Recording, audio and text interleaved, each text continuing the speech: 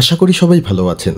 আজ আমি আপনাদের সামনে তুলে ধরতে চলেছি এক ভিন্ন টাইপের মুভি।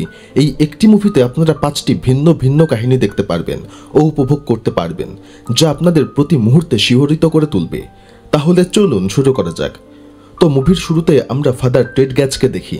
টেড একটা আন্ডারগ্রাউন্ড টানেলের মধ্যে আসে, যেখানে সে এলি নামের একজনের উপরে এক্সরসিজম রিচুয়াল করছিল। কিন্তু তখনই সে কারো গর্জন করার শব্দ শুনতে পায়, যেটা ছিল এক ডেমনের। ফাদার টেড সেখানে গিয়ে দেখে এবং প্রচণ্ড ভয় পেয়ে যায়। আর এখানেই এই দৃশ্য চেঞ্জ হয়। এরপর আমরা আবার এলিকে ভিন্ন জায়গায় দেখি। সে এখন একটা চার্চ ইনস্টিটিউটে ছিল, তার উপর একটি রিচুয়াল পারফর্ম করা হচ্ছিল এবং এটিও ছিল এক ধরনের এক্সরসিজম। সেই মেয়ের চোখে একটি কাপড় বেঁধে তাকে একটি রুমে পাঠানো হয়, যেখানে অনেক জিনিসপত্র পড়েছিল। তাকে যে কোনো একটি তুলে নিতে হবে, আর সে একটি জিনিস তুলে নেয়, যেটা ছিল একটি মিরর। এরপর সে একটি ভীষণ দেখতে পায়, আর এখান থেকেই আমাদের প্রথম গল্প শুরু হয়।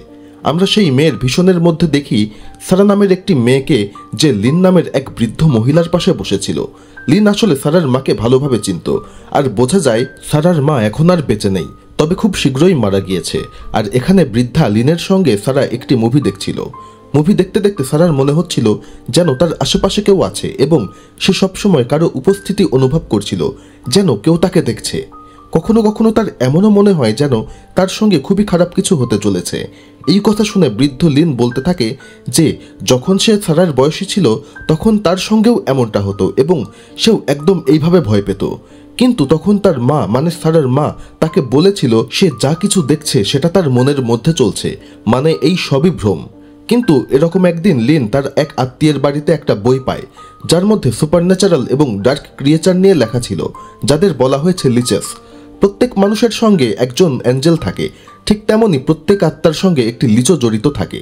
কিন্তু এই লিচরা তোমার সাহায্য করে না, বরং তোমার ভয় এবং দুঃখ থেকে নিজেদের শক্তি অর্জন করে। অর্থাৎ কেউ যখন ইমোশনালি দুর্বল থাকে তখন এরা আরও বেশি শক্তিশালী হয়ে যায়। অর্থাৎ কোনোভাবে হতাশার মধ্যে থাকা যাবে না। এখানে লিন সারাকে একটি পদ্ধতি বলে কিভাবে এই লিচেস থেকে বাঁচা যাবে। সে একটা রিচুয়াল শেখায়, যেটা লিন নিজেও করেছিল, যার পর থেকে সে আর কখনো এমন ভয় পায়নি।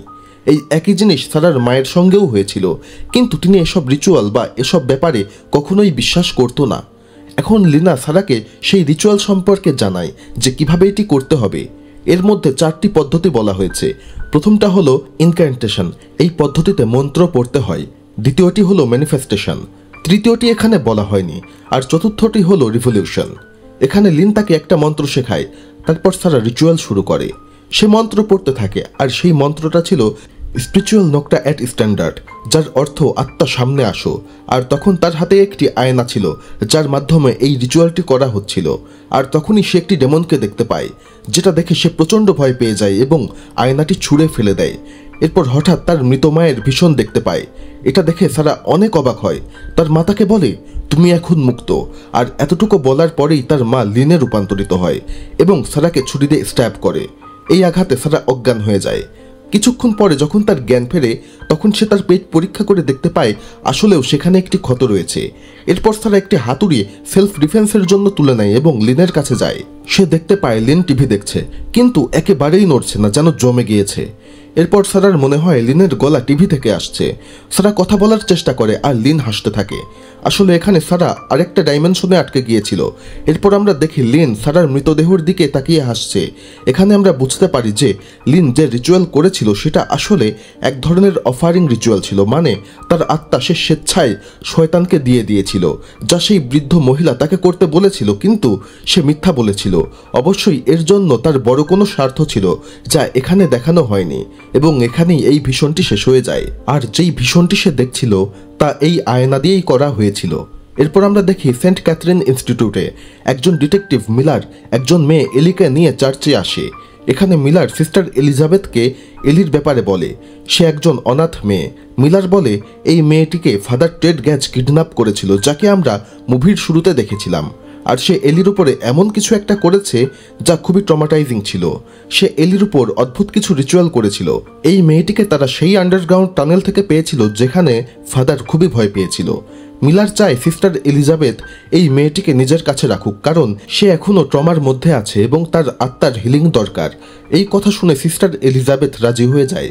এরপর মিলার চলে যাওয়ার পর সিস্টার এলিজাবেথ এলিকে জানায় যে আজ থেকে এটিই তার বাড়ি, যতদিন না পর্যন্ত সে সম্পূর্ণ সুস্থ হবে। রাতে সে এলিকে তার বেডরুম দেখিয়ে দেয় এবং সেখান থেকে চলে যায়। তার চলে যাওয়ার পরে এলি ঘুমিয়ে পড়ে, কিন্তু এলির এখনও সেই টানেলের দুঃস্বপ্ন আসে যেখানে সে আগে ছিল, আর সেখানে সে একটি ডেমনও দেখতে পেয়েছিল যেটা এখন তার ভেতরে রয়েছে। এলি এই রাতে ভয়ঙ্কর একটি দুঃস্বপ্ন দেখে এবং সেই স্বপ্নে সে তার ভেতরের ডেমনকে দেখতে পায়। পরদিন এলি চার্চে ছিল, তখন সিস্টার এলিজাবেথ আসে। সিস্টার জানায় সে জানে সে রাতে দুঃস্বপ্ন দেখেছে। সে এলিকে বলে তারা একসাথে তাকে সুস্থ করবে, তাকে এই ট্রমা এবং সবকিছু কাটিয়ে উঠতে সাহায্য করবে। এরপর তার এক্সরসিজমের জন্য তাকে একটি ঘরে নিয়ে যায়, যেখানে বাকি সিস্টাররা মিলে এলির চোখ কাপড়ে বেঁধে দেয়। এখানে আমরা বুঝি কিছুক্ষণ আগে সেই মেয়েটি যে মিরর তুলেছিল এবং ভীষণ দেখেছিল সে আর কেউ নয়, এলি নিজেই। এটি একটি এক্সরসিজম, মানে শয়তান তাড়ানোর পদ্ধতি। একজন রোগীকে এই ঘরে পাঠানো হয়, সেখানে অনেক অভিশপ্ত বস্তু থাকে যেগুলো আগে কোনো স্যাটানিক রিচুয়ালে ব্যবহার করা হয়েছিল, যেমন শুরুতেই সেই মিররটি ছিল। এই জিনিসগুলোর কাজ হলো কোনো ইভিল বা ডেমনিক সত্তাকে আটকে রাখা। এই জিনিসগুলোকে বলা হয় টোটেম। প্রতিটি টোটেমে কোনো নির্দিষ্ট ডেমন বা ঘটনার সঙ্গে জড়িত থাকে। যদি সেই ডেমন তার টোটেমের কাছে পৌঁছে যায় তবে সে হয় মুক্ত হয়ে যাবে অথবা অত্যন্ত শক্তিশালী হয়ে যাবে। মানে অপশন দুটি, হয় রোগী ভালো হয়ে যাবে নয়তো আরও খারাপ হবে। রোগীর কাজ হলো সেই টোটেমের পুরো অতীত বা ইতিহাস বোঝা, যাতে তার মন শক্ত হয়, যাতে সে মোকাবেলা করতে পারে। আর এই ঘটনাগুলো সে ভীষণের মাধ্যমেই দেখে। যেভাবে আমরা মুভির শুরুতে এলিকে এই কাজ করতে দেখেছিলাম, যেমন সে সারার গল্প দেখছিল, আর আমরা এরকম আরও বেশ কয়েকটি ঘটনা এখন দেখতে পারবো, যা এই মুভিকে অসাধারণ এবং ভয়ঙ্কর করে তুলেছে। যাই হোক, এক্সরসিজমের জন্য তাকে আবার সেই ঘরে পাঠানো হয়, আর সেখান থেকে সে আরেকটা টোটেম তোলে, যার ফলে সে সেই টোটেমের ইতিহাস এক ভীষণের মাধ্যমে দেখতে পায়। সেই ভীষণের মধ্যে দেখা যায় এক গর্ভবতী নারী, যাকে বিছানার সঙ্গে বেঁধে রাখা হয়েছে। দেখা যায় তার শরীরের রক্তক্ষরণ হচ্ছে, মানে তার ডেলিভারির সময় হয়ে গিয়েছে। তখন সেই লোকও আসে যে তাকে বেঁধে রেখেছিল, হতে পারে ইনি তার হাজব্যান্ড। সেই নারী ওই লোকের কাছে পানি চায় এবং সে তাকে পানি দেয়, কিন্তু পানি খাওয়ানোর পরেই সেই লোকটি তাকে মেরে ফেলতে চায়, কিন্তু সেই নারী তাকে লাথি মেরে নিজেকে মুক্ত করে ফেলে এবং হামাগুড়ি দিয়ে অন্য একটি রুমে চলে যায়, যেখানে তার বাচ্চা হতে শুরু করে এবং সে ওখানেই সন্তানের জন্ম দেয়। কিন্তু সেই লোকটি বাচ্চাটিকে মেরে ফেলে এবং এখানেই কাহিনীর মোড় ঘুরে যায়। আসলে এই নারী ছিল শয়তানের জন্মদাত্রী, যার মাধ্যমে শয়তানের সন্তান জন্মাবে। কিন্তু এই লোক বারবার জন্মানো বাচ্চাটিকে মেরে ফেলতো, অর্থাৎ এই লোকটি আসলে ভালো। কিন্তু এরই মধ্যে সেই নারী ডেভিলের দ্বারা বসে চলে আসে আর বলে বাচ্চা তো জন্মাবেই, এবং তখনই সে সঙ্গে সঙ্গে আবারও গর্ভবতী হয়ে যায়। সেই লোক কিছু করার আগেই মূল শয়তান নিজেই সেখানে উপস্থিত হয়। সে লোকটিকে বশ করে ফেলে আর বলে তার নবজাতক সন্তানকে রক্ত দিতে, আর বলার পর লোকটা নিজের গলা কেটে ফেলে এবং মারা যায়। আর এরই মধ্যে জন্ম নেয় 666 নাম্বার বাচ্চা, মানে সেই লোকটি 665 বাচ্চাটিকে ইতিমধ্যে মেরে ফেলেছিল, কিন্তু এটিকে আর মারতে পারেনি। শয়তান তার সন্তানকে কোলে তুলে নেয়, যে ছিল একটি মেয়ে শিশু। এটাই ছিল সেই টোটেমের গল্প, যা দেখে এলির শরীর আবার খারাপ হয়ে যায়। মানে সে এখনও শয়তানের সাথে এটে উঠতে পারছে না। এরই মধ্যে দৃশ্য বদলায়। এলি আবার একটি নাইটমেয়ার দেখে, যেখানে ফাদার ট্যাড তার উপরে এক্সরসিজম প্র্যাকটিস করছিল, ঠিক যেটা মুভির শুরুতে আমরা দেখেছিলাম। কিন্তু এলির ভেতরে খুবই ডেঞ্জারাস ডেমন ছিল, তাই ডেমন সেখানে বের হয়ে আসে এবং ফাদারকে মেরে ফেলে। এখানে আমাদের বোঝানো হয় যে এলির ভেতরেই সেই ডেমন রয়েছে এবং সেই প্রথমে ফাদারটিকে মেরে ফেলেছিল, এবং এই দুঃস্বপ্ন দেখে এলির ঘুম ভেঙে যায়। তখন সেখানে সিস্টার এলিজাবেথ আসে এবং এলিকে দেখে বুঝে যায় যে সে সমস্যায় আছে। এলিজাবেথ বলে যে তার মধ্যে ফরসাইটের ক্ষমতা আছে, যদি এলি চায় তাহলে সে দেখতে পারবে তার ভেতরে আসলে কি রয়েছে। এলি রাজি হয়, কারণ সে নিজেও এই সমস্যা থেকে মুক্তি পেতে চাচ্ছিল। এরপর এলিজাবেথ তার হাত ধরে এবং ভেতরের জিনিসটিকে অনুভব করার চেষ্টা করে, এবং তখন সিস্টার এলিজাবেথ বুঝতে পারে যে এলির ভেতরে এক ভয়ঙ্কর ডেমন বাস করে। এটা বুঝেই সে ভয়ে ওখান থেকে দৌড়ে চলে যায়, কারণ সে বুঝতে পারে এই ডেমনকে হারানো খুব একটা সহজ কাজ না এবং এর ফলে তাদের বিপদ হতে পারে। যেমনটা প্রথমে এক ফাদার মারা গিয়েছিল, এরপর আবার এক্সরসিজম শুরু করার সময় হয়ে আসে, কিন্তু এলিজাবেথ মাদার সুপিরিয়র সুজানাকে এটা করতে নিষেধ করে। সে সুজানাকে বলে যে আমাদের এলিকে এখান থেকে সরিয়ে দিতে হবে, কারণ এলির মধ্যে খুবই ভয়ঙ্কর এবং ডার্ক কিছু একটা আছে যা ইনস্টিটিউটের জন্য বিপজ্জনক হতে পারে। এছাড়াও এলি কয়েকবার এক্সরসিজমে ফেল করেছে, যেটা এই বিষয়কে ইঙ্গিত করে যে এলির সাথে বড় ধরনের সমস্যা আছে, এতে আমাদেরও বিপদ হতে পারে। তখন সুজান তাকে বোঝায়, আমরা কাউকে বিচার করি না, তার প্রবলেম কম হোক আর বেশি, বরং যার সমস্যা আছে তাদের সাহায্য করি। এটা বলেই তারা এলিকে আবার এক্সরসিজমের রুমে নিয়ে আসে। এবার এলি একটি চাবি বেছে নেয়। এরপর আমরা জানতে পারি সেই চাবির পেছনের গল্প, যেখানে দেখা যায় এক ইমাম আসে খালিদ নামে এক লোকের বাড়িতে। খালিদের স্ত্রী খুবই অসুস্থ ছিল, কারণ তার শরীরে এক জিন ঢুকেছিল, আর ইমাম এসেছিল সেই জিনটিকে তাড়াতে। ইমাম খালিদকে বলে যে সে এই কাজের জন্য 15,000 দিরহাম নেয়, কিন্তু সে খালিদের কাছ থেকে মাত্র 10,000 নেবে, কারণ খালিদকে তার পছন্দ হয়েছে। এরপর তারা ঘরে ঢোকে, যেখানে খালিদের স্ত্রী বিছানায় হাতকড়া দিয়ে বাঁধা ছিল। ইমাম খালিদের কাছে কিছু জিনিস চায়, আর খালিদ তা আনতে ভেতরে যায়। এই সময় ইমাম গোপনে খালিদের স্ত্রীর হাতে শক দেয়ার তার লাগিয়ে দেয়, আর এখানেই বোঝা যায় ইমাম আসলে একজন ভণ্ড। এরপর খালিদ ফিরে আসে এবং ইমাম তার অভিনয় শুরু করে। পায়ের সাহায্যে বোতাম চেপে খালিদের স্ত্রীকে শক দেয়, যাতে তার শরীর লাফাতে শুরু করে। এরপর সে বলে জিন পালিয়ে গিয়েছে। পরে ইমাম খালিদকে পবিত্র পানি আনতে বলে, এতে খালিদ রান্নাঘরে চলে যায়, আর এই ফাঁকে ইমাম তার খুলে ফেলে। কিন্তু তখন খালিদের স্ত্রী বলে খালিদ পাগল, খালিদ তাকে টর্চার করে, আর তাদের সন্তান মারা যেত, তার জন্য তাকেই দায়ী করে।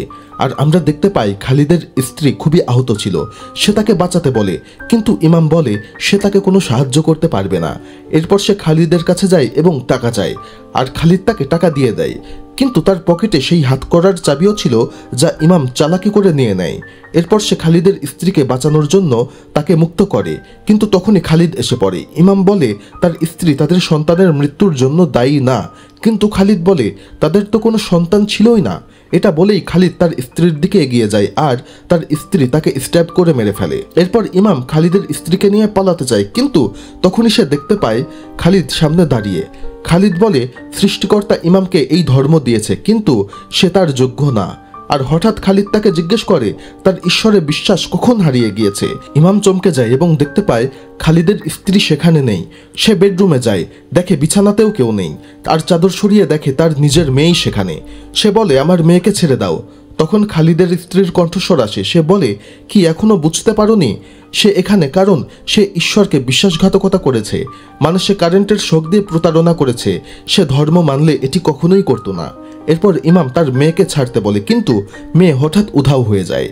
এটা দেখে সে পালাতে চায়, কিন্তু সে খালিদের লাশ দেখতে পায়। সে বাইরে যায়, কিন্তু বাইরে ছিল শুধুই অন্ধকার। আর এখানেই গল্পটি শেষ হয়ে যায়।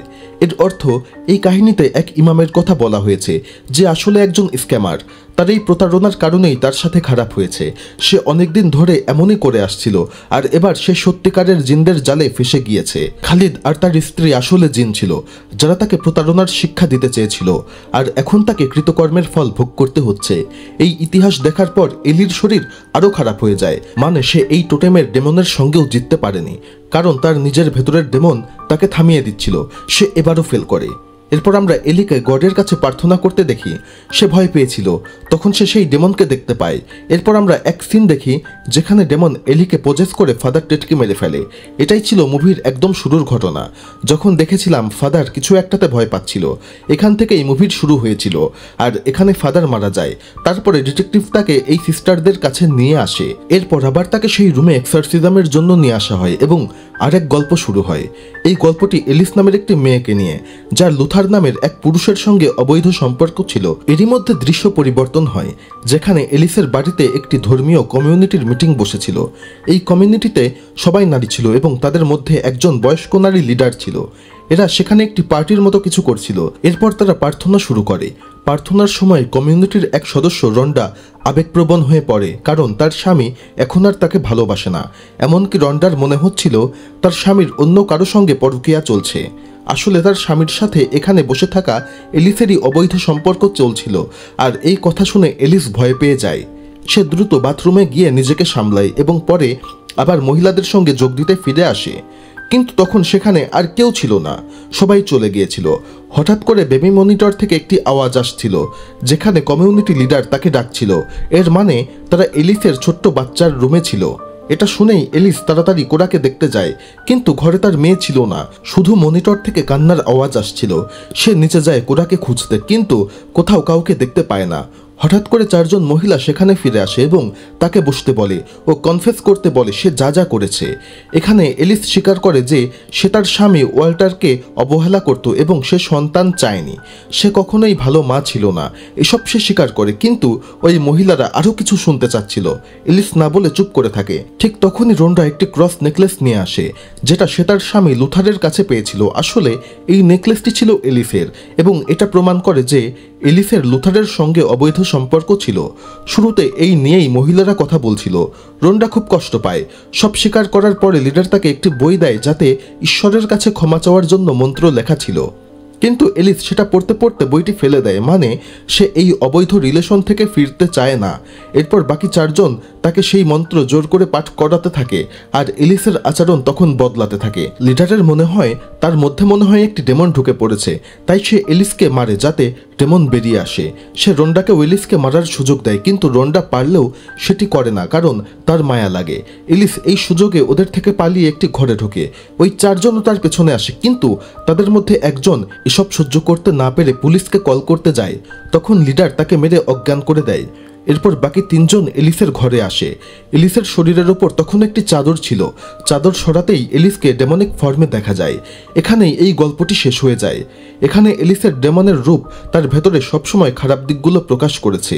সে না একজন ভালো স্ত্রী, না একজন ভালো মা, তা বাদেও তার অন্য একজনের সঙ্গে সম্পর্ক ছিল। এলিস তাও ক্ষমা চায়নি। এই ভীষণ দেখার পর এলিকে স্বাভাবিক দেখাচ্ছিল। মনে হচ্ছিল এক্সরসিজম সফল হয়েছে, কিন্তু যখন সে চোখের উপরে কাপড়টা সরায় দেখা যায় তার চোখ সেখানে নেই। সে ভয় পেয়ে যায়। সে ভাবে সে হয়তো অন্ধ হয়ে গিয়েছে, কিন্তু আসলে না। এভাবে তার ভেতরে থাকা শয়তান তাকে ভয় দেখাচ্ছিল। সে তাকে বোঝাচ্ছিল যে এলি তাকে শেষ করতে পারবে না। এরই মধ্যে দৃশ্য পাল্টায়। আমরা এলিজাবেথকে দেখি যে এলির ভেতরে ডেমন সম্পর্কে খোঁজ নিচ্ছিল। সে একটি বই থেকে জানতে পারে যে এই ডেমনের নাম ছিল এলটেস মেয়র। এই ডেমন একজন চেয়ার মাস্টার এবং সে হেল বা নরকের গেটকিপার, মানে প্রচণ্ড শক্তিশালী। সে এখানে একটি উদ্দেশ্য নিয়ে এসেছিল। আসলে একটি বিশেষ ক্রস ছিল যেটা তাকে এই পৃথিবীতে আটকে রেখেছিল, কিন্তু সেই শয়তানটি এখনও তার সম্পূর্ণ শক্তিতে আসেনি। সে তখনই মুক্ত হতে পারবে যখন সে সেই ক্রসটি ভেঙে ফেলতে পারবে। সেই ক্রস আসলে এই টোটেম ঘরের মধ্যেই কোথাও ছিল। এলিকে এখানে আনার পেছনে ডেমনের উদ্দেশ্য ছিল এই ক্রস খুঁজে বের করা। প্রতিবার রিচুয়াল ব্যর্থ হচ্ছে, যাতে এলি বারবার সেই ঘরে যায় এবং ডেমন ক্রসের অবস্থান জানতে পারে, যাতে সে ক্রস ভেঙে বের হতে পারে। এই তথ্য জানার পর এলিজাবেথ বাকিদের বলতে যায়, কিন্তু এই সময়ে মাদার সুপেরিয়র ও বাকিরা আবার এক্সরসিজম শুরু করে এবং এলিকে সেই ঘরে পাঠিয়ে দেয়। ভেতরে গিয়ে এলি একটি রক্তমাখা কাপড় তোলে। এটিও ছিল একটি টোটেম। এখানেই আমাদের শেষ গল্প শুরু হয়। এখানে দেখা যায় নোয়েলিয়া, তার স্বামী র্যামন, ছেলে রাফায়েল এবং তাদের কন্যা মনিকা। মনিকা পজেসড হয়ে গিয়েছিল, এজন্য তারা এক ফাদারকে ডেকেছিল। রোম্যান আসলে প্রিস্ট বা এরকম কিছুতে বিশ্বাস করত না। নোয়েলিয়া ফাদারকে সবকিছু বলে, কিভাবে মনিকা পজেসড হয়েছে এবং রাফায়েলের উপর আক্রমণ করেছিল। সেই দাগ সে ফাদারকে দেখায়।